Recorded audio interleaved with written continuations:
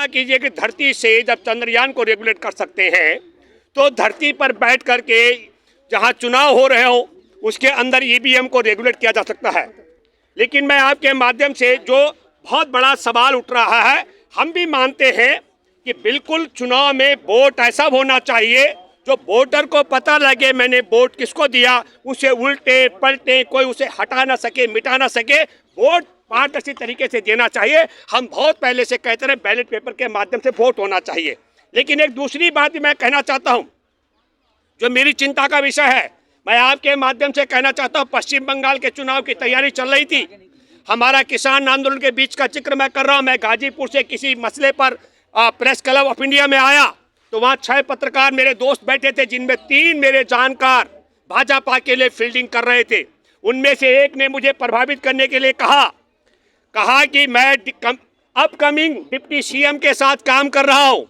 मैं यहां से गाजीपुर गया और मैंने गाजीपुर से अपील की। हमने भारत में यात्राएं की, संविधान सम्मान यात्रा, नशा मुक्ति यात्रा का यात्राएं की। पश्चिम बंगाल के लोगों में बड़ी संख्या है जो लोग मुझे सुनते हैं।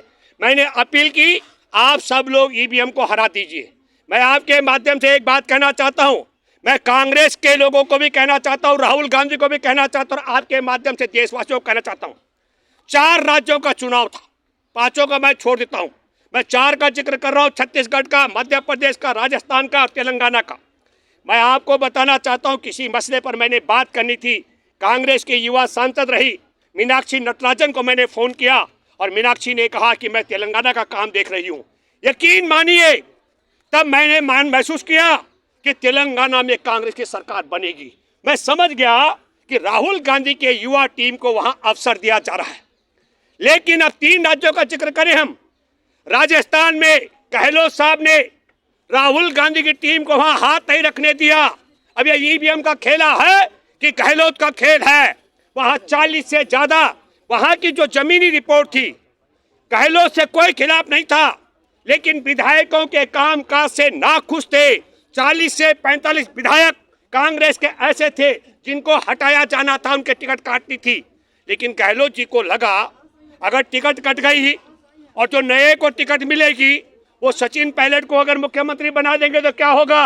इसलिए गहलोत साहब ने वो टिकट नहीं कटने दी, राहुल गांधी की टीम को वहां हाथ नहीं रखने दिया। वो रिजल्ट आपके सामने है, जो बाजी जीती जा सकती थी। कि चुनाव युग में से सीजीआई को हटाना, क्या इसके पीछे सरकार की नहीं, इसके लिए ये जो आप पहले देखिए, पहले ये तो पहले पूरा कर लूं। मध्य प्रदेश में कमलनाथ ने भी यही किया और छत्तीसगढ़ के अंदर भी भूपेश बघेल ने यही किया। जो सवाल तुम्हारा है सीजीआई को हटाने का, उसमें मैं आपको बताना चाहता हूं, कुछ लोग बोल के तानाशाह होते हैं और नरेंद्र मोदी कितने बड़े तानाशाह है। देशवासियों को मैं एक बात कहना चाहता हूं, जब नरेंद्र मोदी 26 मई 2014 को शपथ ग्रहण करते हैं, उसके बाद में नरेंद्र मोदी ने सारे केंद्रीय मंत्रालय के सचिवों की एक मीटिंग बुलाई। वहां कोई मंत्री नहीं था और सबको एक मोबाइल नंबर से अवगत कराया गया। भारत को एक मोबाइल नंबर से रेगुलेट किया जा रहा है। मैंने इस पर दैनिक अखबार में एक आर्टिकल भी लिखा।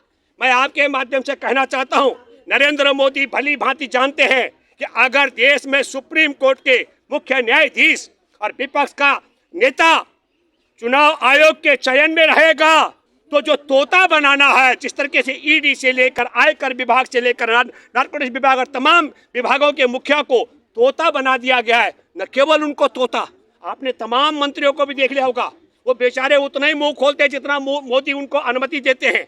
इसलिए ये नरेंद्र मोदी ने हमारे देश के अंदर हमारे देश की संवैधानिक बेंच का अपमान किया।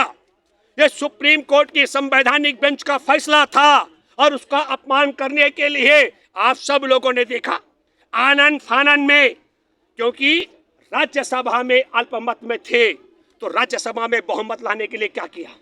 क्रोनोलॉजी को आपको समझना पड़ेगा। वो क्रोनोलॉजी क्या है कि योजनाबद्ध तरीके से 2 युवाओं को, इनका प्रताप सिम्हा है, उस संसद के पास पर संसद के अंदर नकली बमों से संसद के अंदर पहुंचाया गया। इससे एक तीर के 2 शिकार हुए। विपक्ष ने कहा कि गृह मंत्री आके जवाब दे, तो उनको उठा के बाहर कर दिया, उन्हें अल्पमत में कर दिया। और दूसरा संदेश क्या दिया, अरे दानिश अली को धमकाया था भाजपा सांसद ने कि अपनी हैसियत में रहो, और दानिश अली को धमकाने के बाद नकली बमों के साथ जो पहुंचे अंदर, वो संदेश भी दिया विपक्ष को, देश के जनता को, कि तुम्हारे चुने हुए सांसदों को अंदर असली हथियार वाले हम भेज सकते हैं। ये बात मैं इसलिए भी कहना चाहता हूँ, चौकीदार है ना, नहीं, इस बात को मैं प्रमाणित कहता हूँ। हमारे देश के अंदर अफजल गुरु ने 2004 में कहा था कि डीएसपी देवेंद्र सिंह संसद पर हमला कराने वाला आतंकियों का सरगना, पाकिस्तान का यार और देश का गद्दार है।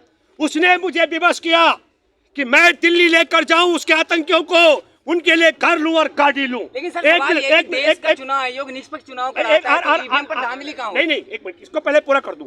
तब क्या हुआ? तब ये हुआ है कि अफजल गुरु के इतने बड़े खुलासे के बावजूद जो देश के गद्दार थे सरकार में, जांच एजेंसियों में, उन्होंने अफजल गुरु के इस आरोप का ध्यान नहीं दिया।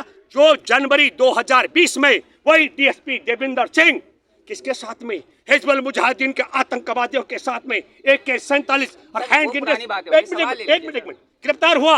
और फिर मैं दूसरी बात भी कह रहा हूं, अभी भी आप डीएसपी देवेंद्र सिंह को जमानत भी भाजपा की सरकार में गिरफ्तारी के बाद भाजपा राज में जून में हुई है। तो ये जो आप कह रहे हो, संसद में जो हुआ, राहुल गांधी कह चुके हैं महंगाई बेरोजगारी की वजह से हुआ है। जो नहीं, ये देखिए, एक आप पहले समझिए, जो युवा खड़े हुए अंदर जाने के लिए तैयार हुए, उनका एजेंडा महंगाई और बेरोजगारी और मणिपुर बिल्कुल सही था, लेकिन उनको पहुंचाने का काम, जहां तक पहुंचे हैं वहां तक पहुंचाने का काम बिना अमित शाह की सहमति के नहीं हो सकता था। और जब तक यह संसद के अंदर बवाल नहीं होता, तब तक आपको पता है, न केवल हमारे देश की सुप्रीम कोर्ट के संवैधानिक बेंच के फैसले को किनारे करके सीजीआई को अलग करने का, बल्कि एक और खतरनाक बात हुई है। वो 3 जो हमारे देश में आपराधिक कानून बने हैं, उन कानूनों के तहत पर अगर जाओगे तो रूह कांपती है, रूह। शांति अमन चैन के लिए लाया गया है। किस तरीके की शांति और अमन चैन? बीजेपी करेगी शांति। मैं आपके माध्यम से सुनो, शांति अमन और चैन तो हमको लगता है शांति अमन और चैन की उम्मीद आप उनसे कर रहे हैं। मैंने तो तड़ी पार नहीं किया था अमित शाह को।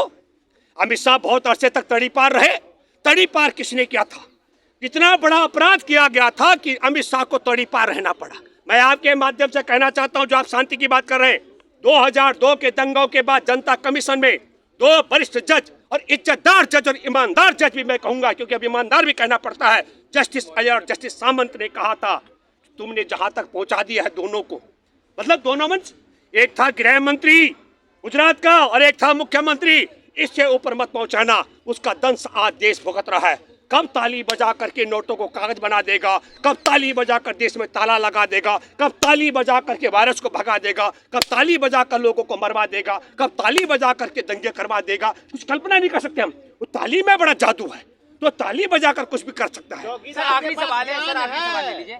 देश का चुनाव आयोग निष्पक्ष चुनाव कराता है, कहाँ ईवीएम में धांधली होती है? कहते हैं विपक्ष से सबूत दीजिए अगर धांधली होती है। देखिए, एक बात जो मैंने आपसे कहा और आपके माध्यम दर्शकों को कहना चाहता हूँ, एक बात तो आप समझ लीजिएगा कि आप बहुत बड़ी बेईमानी नहीं कर सकते, पर आटे में नमक की तरह चोरी हो सकती है। और आटे में नमक की तरह चोरी का भी तरीका है। जैसे मैंने आपसे कहा कि हमारे BSNL के नेटवर्क के माध्यम से हम यहाँ से मंगलयान को, चंद्रयान को संचालित कर सकते हैं, तो बहुत हो सकता है कि ईवीएम में भी हैकिंग हो सकती है। राम मंदिर का उद्घाटन होने वाला, आप खुशी है कि नहीं? आप नहीं, देखिए, एक बात समझिएगा, मैं भारत के हिंदुओं को जानता हूँ। शायद ही कोई हिंदू होगा जिसके घर में मंदिर नहीं होगा।